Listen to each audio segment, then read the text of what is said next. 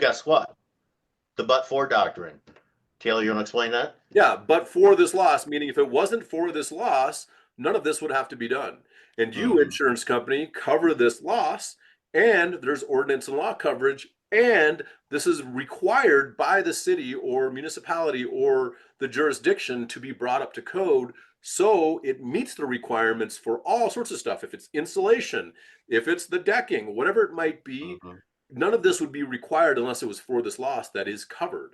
So tell me Mm-hmm. how you, insurance company, are going to indemnify. Indemnification is one of the two tenets of insurance. Be as good or better than before the loss. Mm-hmm. Indemnification, depending on what your policy says, they must be brought to better, as good or better than before the loss. Mm-hmm.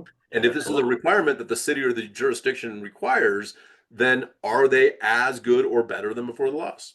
Right? Then that's the question. Insurance companies owe to bring you back to pre-loss condition, and if you have the right coverage, meet the requirements of the current code of the jurisdiction. Mm-hmm. Simple as that. Well, we don't owe for it. Why? Well, because it wasn't affected by the storm. I'm not saying it was. What I'm saying is you have the coverage here, and but for this loss, if it wasn't for this loss, none of this would be required. So therefore, you, insurance company, are required to pay to bring them back to pre-loss Pre-law. condition or Yep. better, depending on the policy. Absolutely.